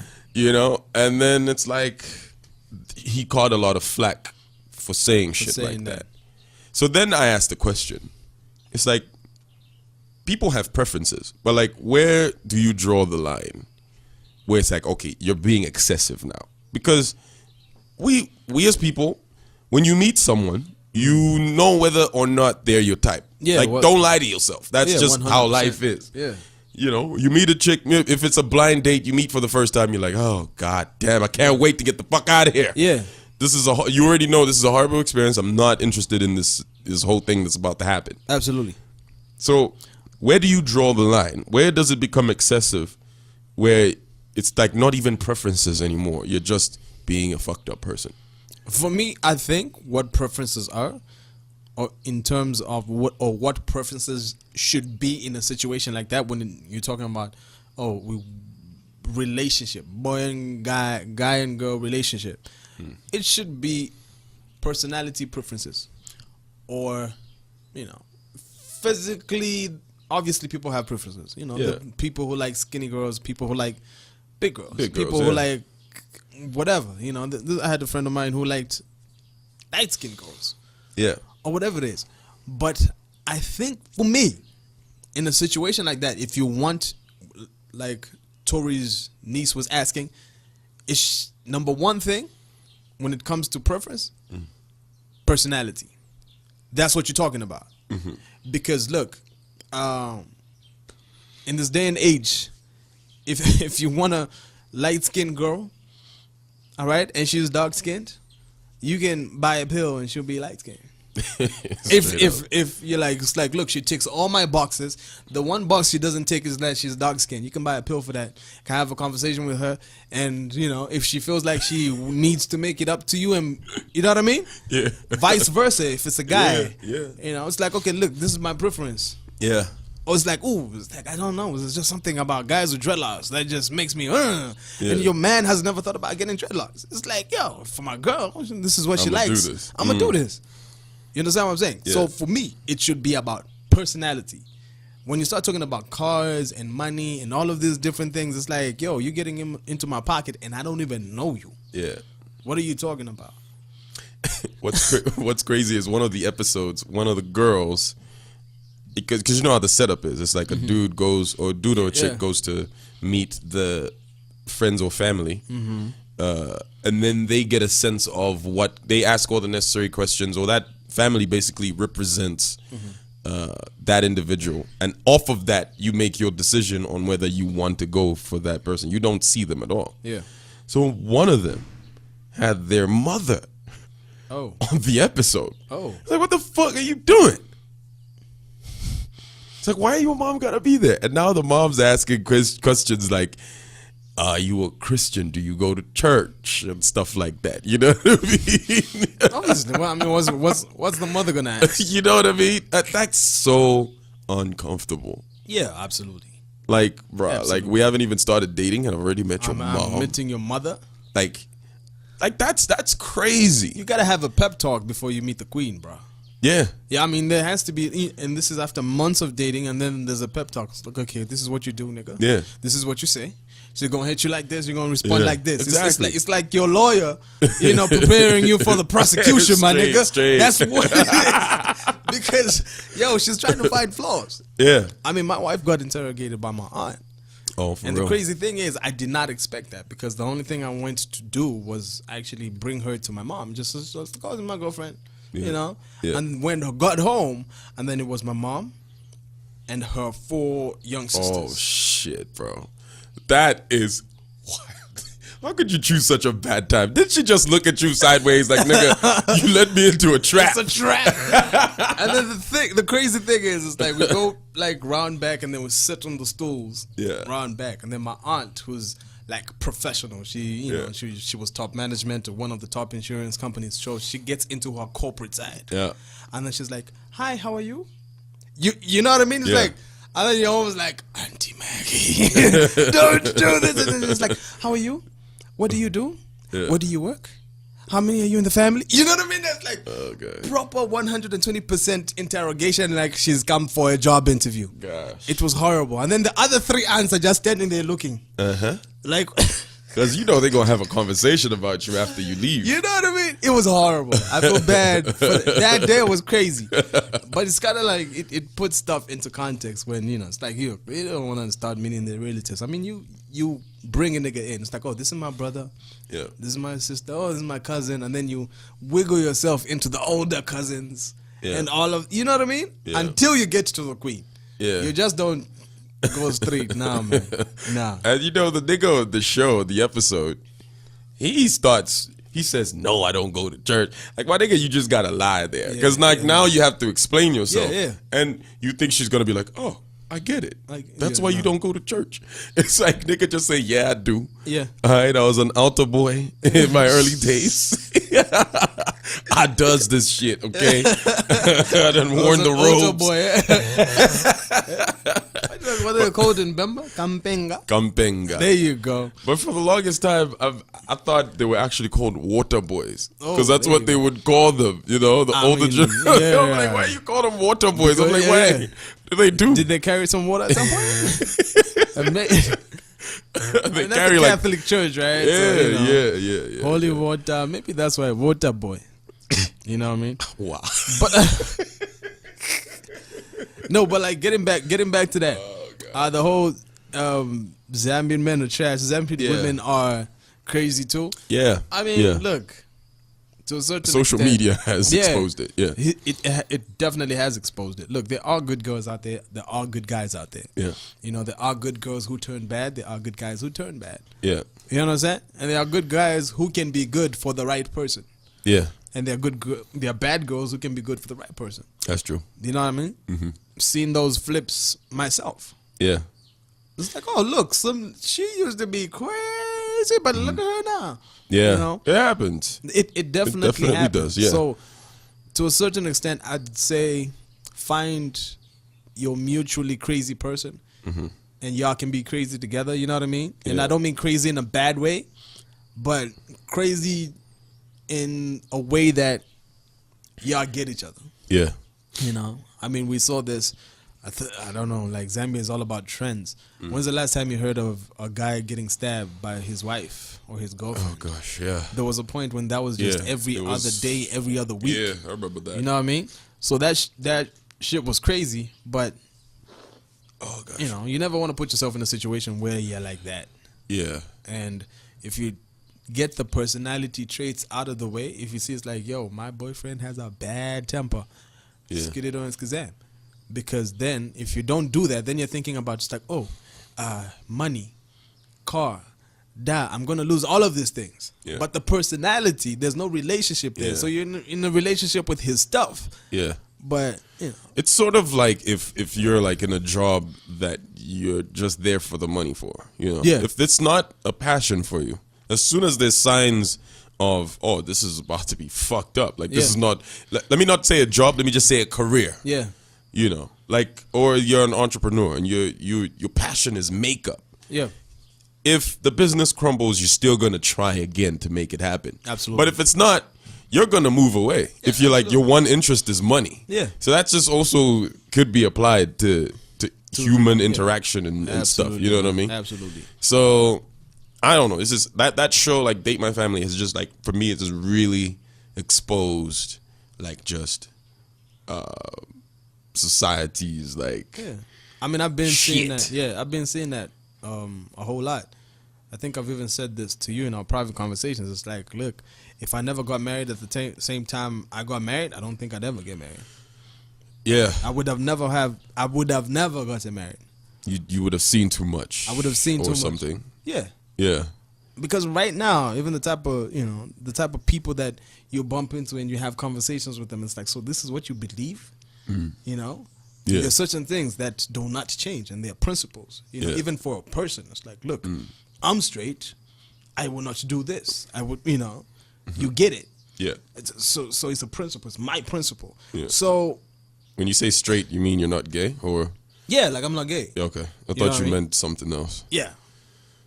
So if somebody bumped into Chromes and says it's like, yo, I saw Fanatic with some dude kissing, you'd be like, oh gosh, I'm clouding you. But I'm like, my nigga, why you flexing in the closet, my nigga? Come out of that place. Me, I think it's like, hot in there. Yeah, but like for me, I think Chromes would know it's like, Nah, for real. I'll be like, that ain't Daniel. That's not him. Nah, you know what I mean? You saw some dude with some dreadlocks and spectacles, but that is not him. They were pulling his dreadlocks and they were like locked up. But it's like the conversations you have with some of these girls and what they believe, it's almost like, oh gosh, it's too much, man. Yeah. It's too much. It's like I wouldn't have been able to deal. Yeah. I always say, it's like I probably would have gotten married much older, much richer, and, you know, not even for the maybe just for the companionship, to have somebody to talk to. You know, I'm chilled, I'm making my meals and whatever. Even though they're just there for your money and stuff. I don't think I would have minded at that particular point. You know what I mean? Watertight prenup, I'm good. Straight up, you ain't getting none of my shit. It's like, look, nobody's gonna see that this Mercedes is in my name. Just drive the bloody Mercedes. Yeah, you know? Oh, you're Fanatic's wife. Just drive the damn thing. Oh, she switches cars all the time. It's like all of them shits is my name. They're but mine. like, you know what I mean? It's like you're driving them. It's all good. Yeah, I heard that, man. Cool. I wouldn't, yeah. All right. What else popped off that we could talk about this year? Damn. Lost in Your Own Sauce. That was a big one on our podcast. Yeah. One of our top-rated episodes. Yeah. Big shout out to AKA, man. He retweeted something I said, man. Big shout out to him, man. Yeah, you were fanning out about it. Yeah, I was like, yo, big shout out, man. That's an achievement. No, it's crazy that you're out here trashing B-Flow for saying he received shit from the White House. Yeah, and you want to flaunt a fucking AKA retweet. Yeah, because I'm petty like that. I can do that shit. Get the fuck out of here with that. Like shit. That nigga met Obama, my nigga. All right, B-Flow, do you then? He met freaking Obama, my nigga. Yeah, he did. It's just like, yo, at that particular time, the hierarchy in the world was God, Jesus, Holy Spirit, Obama. Yeah. That's the way it was. The Pope. Nah, then Obama. The Pope. The Pope runs the world, man. The Pope. It does. The Pope used it. You know when the Pope became irrelevant? When Pope John Paul II died. That dude. That was the one Pope. That one who actually came to Z back in the 80s, early 90s. That one. That was the OG. It's kind of like right now. That was the OG. That was the OG. Who's the current UN Secretary General? Kofi Annan. That's who it is. No, it's not. Yeah, because Kofi Annan died, but like everybody only cares about Kofi Annan. Nobody cares about what's his name? Ban Ki-moon. Ban Ki-moon made noise though. He made noise. Yeah, but like nobody really. He didn't carry that. You know what I mean? He didn't carry. Did. Kofi Annan carried it. It's like Kofi Annan was borderline president of the freaking world. Nah, get the fuck out of here, bro. It's just the UN. For real? Yeah. It's just the fucking UN. But what I'm saying is the respect he elicited from people was like that. Ooh, current UN Secretary General, nobody care about him. That nigga could die right now. What's that nigga name anyway? Nobody cares. Wow. Like I was reading about him the other day. I just forgot his name. Anyway, point taken. But like, still, the Pope is still huge because there's a shitload of Catholics. Yeah, no. There's a lot of Catholics, and he's their president. Yeah, he's definitely their president. How many Catholics are there in the world? It's a whole bunch. I think, isn't it like close to a billion? They could be over. They have to be over a billion. I think they're about a billion Catholics. Yeah, you know what I mean? Catholics could. Why is the Catholic faith so appealing? Is it because it's so laid back, so chilled? You know what I mean? Like you can have your beer, you can have your drink, you know what I mean? Just relax. Just go to church on Sunday, kneel, stand up, say your prayers, do the crucifix thing in my jig, you know what I mean? Yeah. Like you just live your life, man. There's a lot of things about the Catholic faith that attracts a lot of people, and that's one of them. Yeah. And also the fact that there is the whole confessing of your sins and stuff, like there you go. You just tell it to some dude and he's gonna deal with it. He's gonna deal with it. You just tell him what you did and that's it. And I have a theory about that shit. I feel like back in the day they was just trying to spy on some people, and so it's like, yo, come here and tell us what's going on, and then these people were probably feeding information to the governments and shit. I'm telling you, bro. Because imagine like a Mutati or something goes in there and says, yo, it's like if they're trying to catch some niggas, like if for corruption or some shit. It's like, I stole this money, blah, blah, blah, blah, and whatever. So, they could take that information and they could do whatever they want with that information. In fact, I think every confession booth is bugged by the government. They're trying to listen to the people, try to hear what the fuck these niggas doing. Yo. Okay? There's a bug in there. The president knows all your sins too. All right? So you're not just confessing. So you think the president is sitting there listening to confessions of niggas? You got people that's doing that. Dear friend. Lord, forgive me. I hooked up with my sister's wife, or with my wife's sister. Wouldn't you want to listen? On that couch? Yo, that in the bedroom. That has to be the Father, forgive me. That has to be the most entertaining space. Like, I swear, priests are probably like, yo, I can't do that shit tonight. Yo, I gotta go and do the shit. That shit has to be fun as It's like I got confession. Yeah. I gotta go there and, pray for something. So the point. I just had a thought. It was probably like, oh no. It's like, what happened, my child? It's like, I know I grabbed her titties. How big were her titties? Were they like the Manda Hill? Were they supple and soft? And then what, my son? Tell me more. Probably jerking off in there. And then what, son? And then what?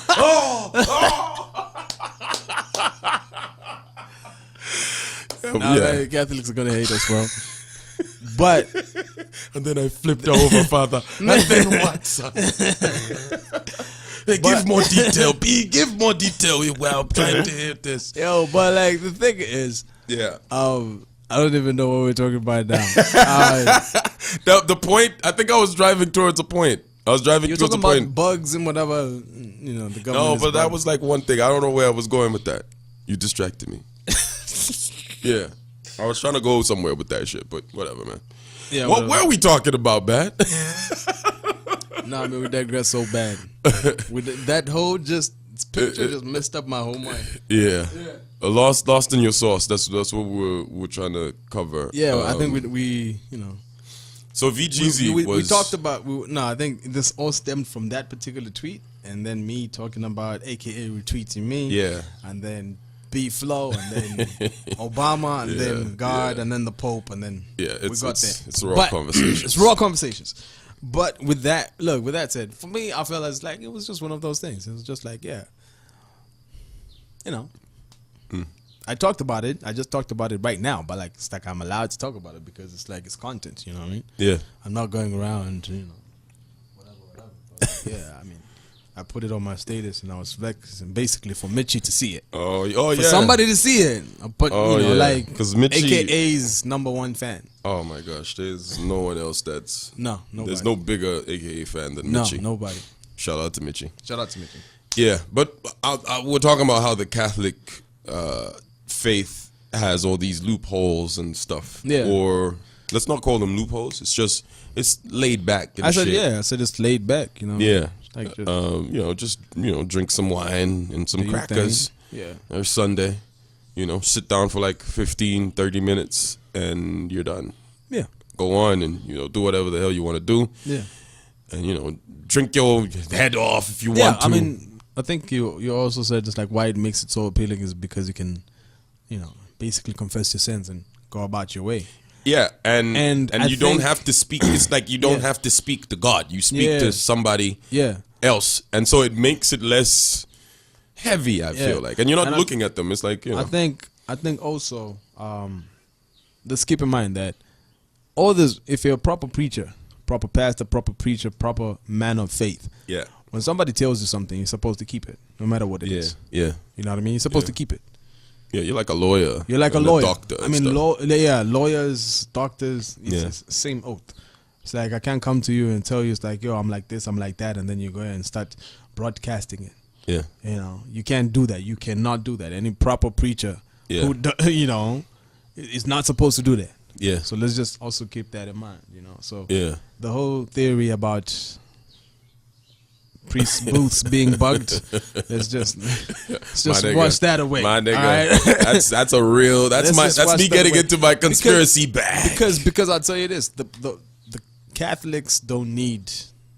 I think even in Zambia, the most vocal men of the cloth, if you want to call them that, are the Catholic priests.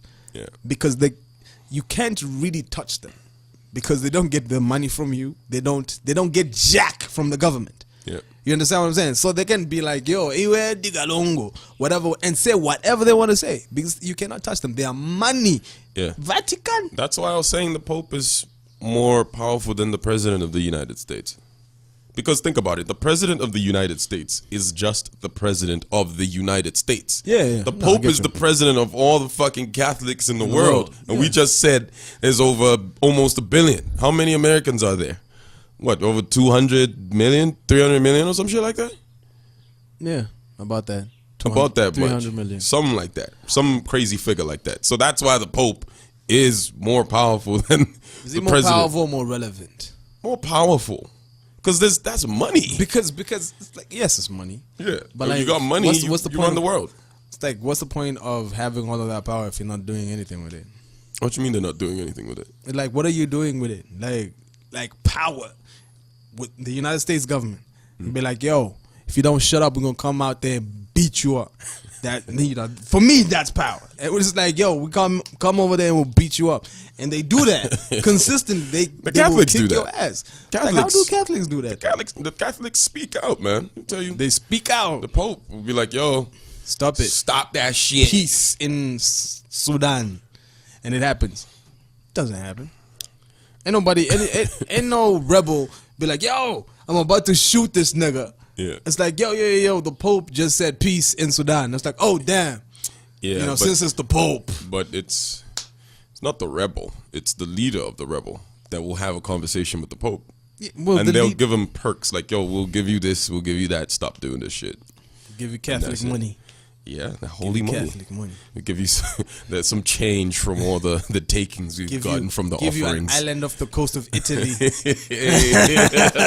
Stop this nonsense, my child. Throw in a few nuns in there. We know how you like virgins. Quote unquote. Air quotes. Virgins. Air quotes. All right. What else? You know, when you were talking about how priests are like, they're supposed to keep it private, like doctors and lawyers. I remember there was that doctor that took a selfie in a joint where he was conducting some HIV procedures and stuff. Yeah, I know we spoke about that. Yeah, and it's like, and he posted that online. It's like, what the fuck are you doing? Day and age. And yeah, that leads us into the conversation of just like how we've criticized internet culture. Yeah. Almost every week, there's just people just doing dumb shit and not even realizing it. But I also think in a situation like that, I think it's about the system. It's like, look, you're gonna teach, right? Like UTH, you know, as an example, UTH, you have we teach students. They go around from bed to bed, and you know they have their whatever lecturer teaching them. Oh, what's this? What's that? All of that. But like now, technology has changed. Yeah, I saw this. I was watching Grey's Anatomy, right? And this Bali. Yo, you watch the weirdest shows, bro. My wife is watching that. My wife is watching that religiously. Grey's Anatomy. I only have one TV. Oh gosh. Please get, you know, like the plea that Chromes was making for what? A phone? Yeah. Oh, you my want a plea TV? is I want a TV and I want a PlayStation 4. All right? I want a TV and a PlayStation 4. Tag Sony or Sounds Arcade Zambia. Let them know. Wow. All right? TV doesn't have to be too big. It can be a 32-inch. I ain't got no problem with that. I'll be playing it in my bedroom. PlayStation 4, FIFA 19. Oh, gosh. That's it. All right? So... Oh gosh, give a nigga an inch, you take a mile. Hey, I'm just saying. What was I saying before I was rudely interrupted by this nigga? What was my point? What was the point I was driving to? About what? About the shit I was talking about. What were you talking Before about? you brought up the whole shit about, you know, Grey's Anatomy and procedures, right? It's like, look, I was watching Grey's Anatomy, right? Yeah. And then this Bali, who's been teaching in the hospital for the longest time, is there with, you know, these kids now. Yeah. And they've got their cell phones out. Yeah. So he's talking, and instead of writing down notes, they're typing.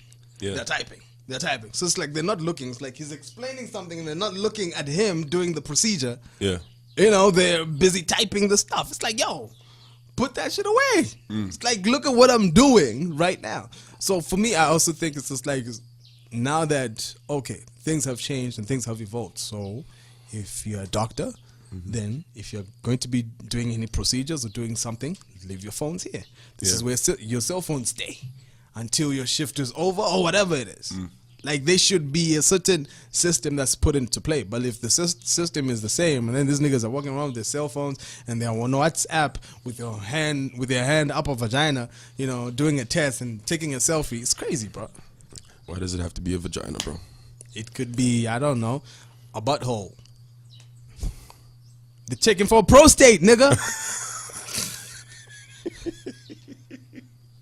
Prostate cancer. That's what they do. They're checking for a prostate. What? Yeah, Do people not? Some people don't have them. Everybody got one. Checking for prostate cancer. That's what they have to do. They put their fingers up your butt. Yeah, I know, bro. Yeah, I know. I know what they do. You don't have to tell me what they do, because bro. it's like you're trying to make it look like niggas just have fingers up your ass for nothing. It's like, I just want to put my finger up your ass. Like, nah, doctor, I got a flu. I got allergies. My name is Crows. It's like, nah, I just want to put a finger up your ass. You would not get this flu medicine until I get my finger up your ass, nigga. Bust it open. Give me some.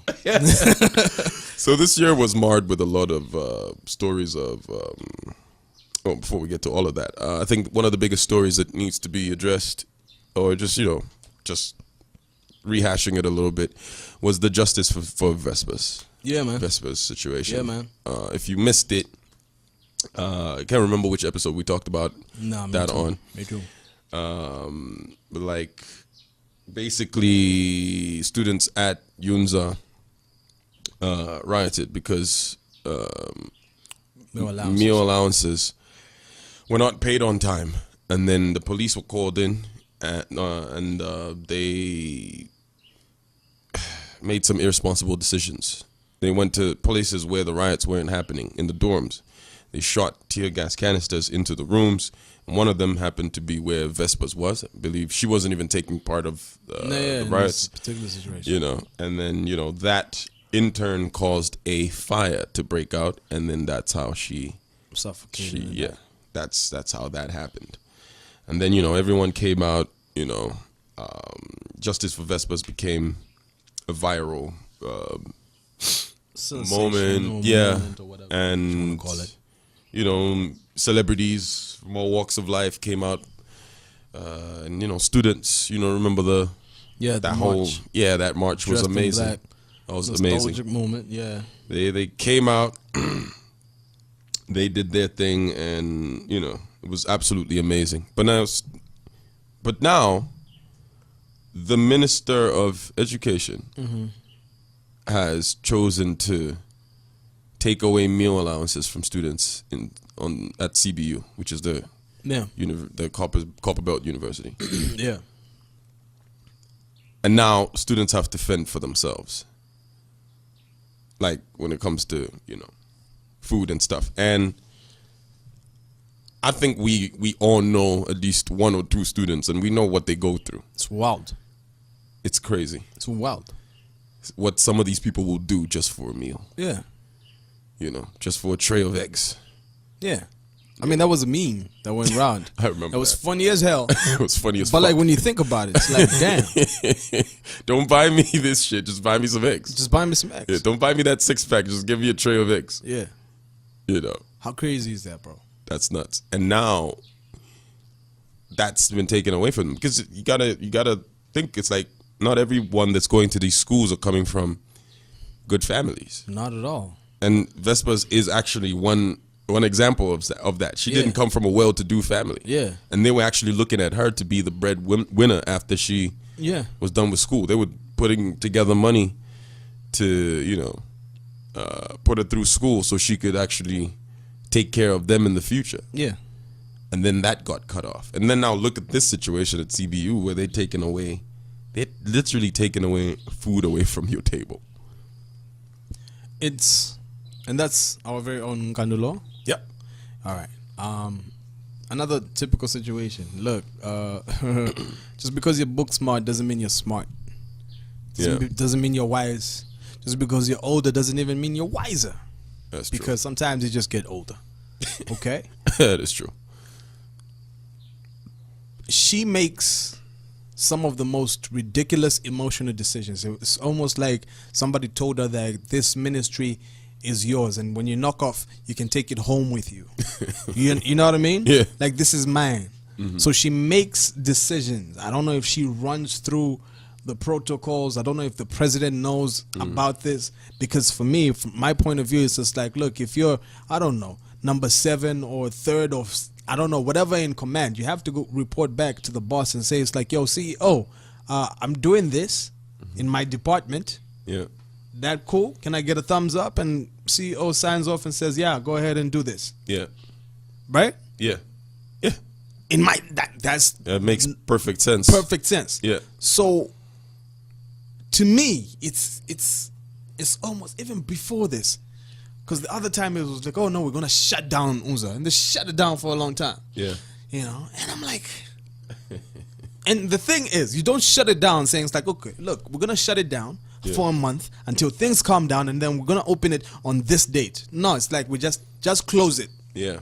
It's like, no, but when are we opening? No, don't worry about that. I will decide. Just close it. What about the assignments? What about the syllabus? Yeah. What about the 3 months that this thing is closed? What happens to all of this this time? You understand what I'm saying? Yeah. She makes the most emotional decisions. And she's a professor. And she's a professor. Damn it. She understands. She's an academician. Yes. I don't know if that's how you say it. Like, you're the person who's supposed to place, I don't know, education above everything else. Because it's like, look at what education did for me. I am a minister in the government. I have been minister in numerous governments even. Yeah. You know, they tried to get rid of me, but I always bounce back. And because I can say, it's like, I am one of the, most qualified people out there. Straight. You know what I mean? But she's super qualified on paper. But like, what she does in reality is make some of the most emotional, most ridiculous decisions out there. Yeah. So that goes for Copperbelt University and University of Zambia. So you're absolutely right. This just sounds like one of those decisions where it's like, you know what, y'all make a lot of noise about this, so let's get rid of this shit so that you don't have to you don't have anything to riot for and stuff. Keep in mind, a dude is gonna come from Mansa, come to Lusaka, doesn't know anybody in Lusaka, right? And this dude is supposed to write exams, do assignments, print out papers, buy a laptop, all of these different things, and have 3 square meals in a day.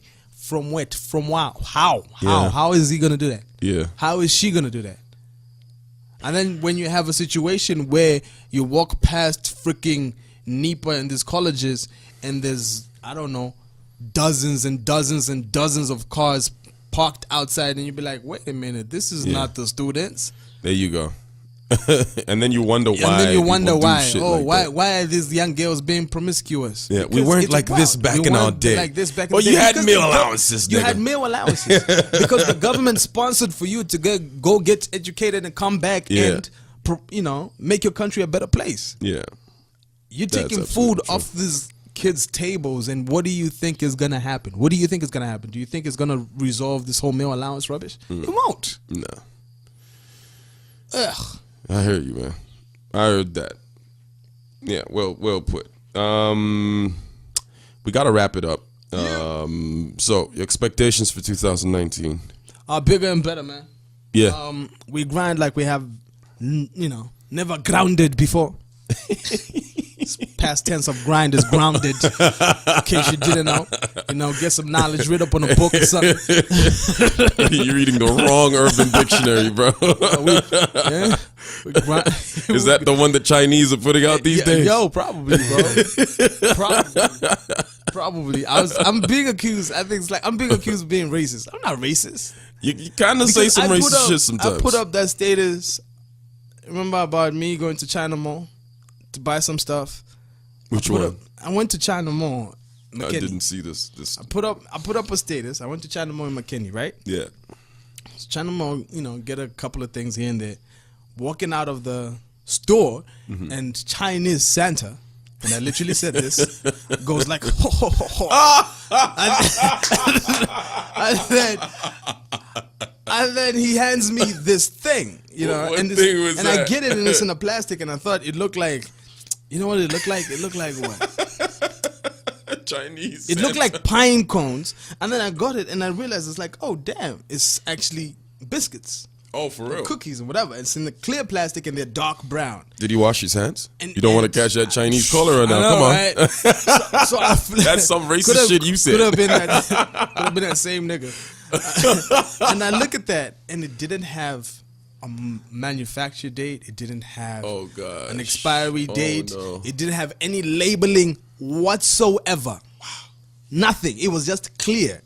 Yeah. Clear, like nothing else. Like it didn't say anything. So I'm like, yo, how am I supposed to eat this? This could be like dog biscuits for, like Chinese dogs or something. Why does it have to be Chinese? No, dogs? like, yo. What the fuck is wrong with Fanatic, man? Don't you think like these niggas might be spiteful with some of this shit?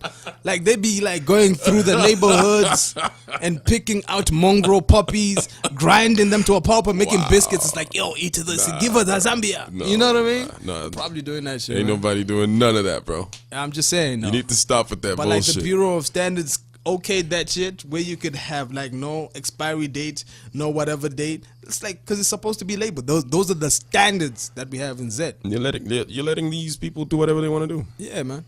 So that's why you can have Chinese Santa. Yeah, giving out. Yo, that's kind of funny as fuck, though. Yeah, man. I'm surprised you didn't see that shit on my status for a couple of days. Chinese Santa. Yeah.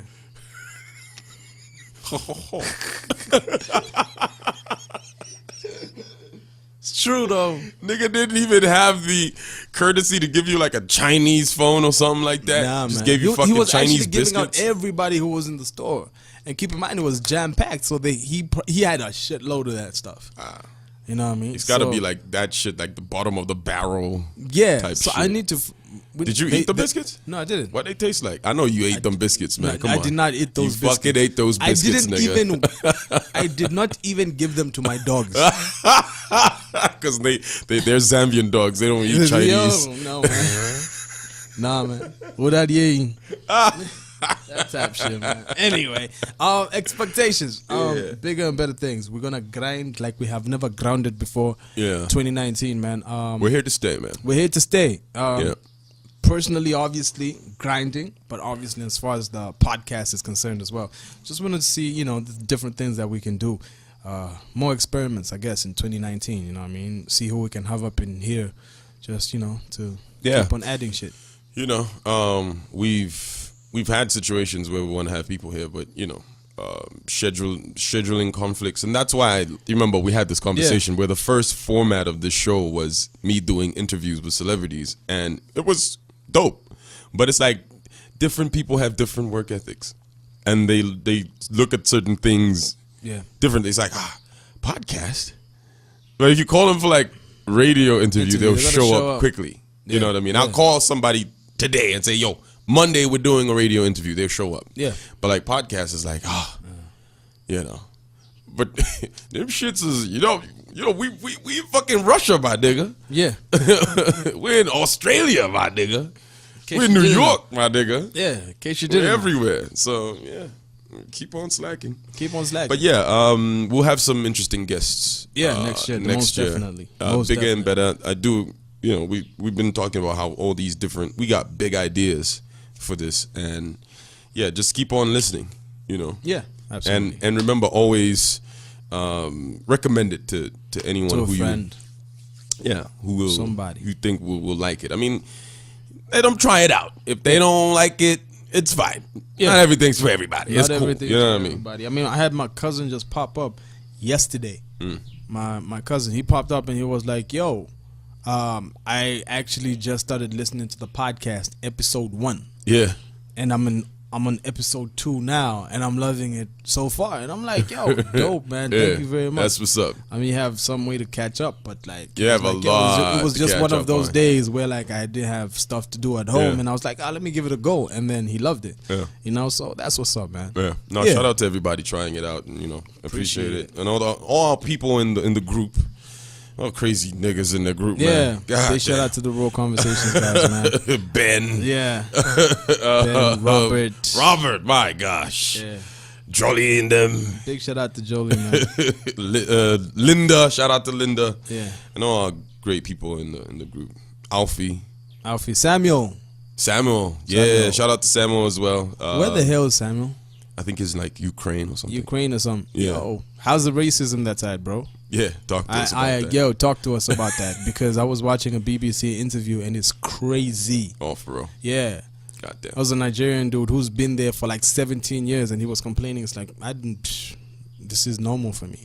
Wow. They call them monkeys, actually. They don't even call them nigger. Wow. Yeah, they don't even call them nigger. They call them monkeys. Wow. I be walking around with bananas all day then. You know what I mean? Take that power away from you, I'm telling you. All right, episode 15? 16? Oh, snap. Don't even fucking know what episode this is. Episode 16. This is episode 16. There you go. Last one of the year. Thank you so much for listening. More to come in 2019. Yes, sir.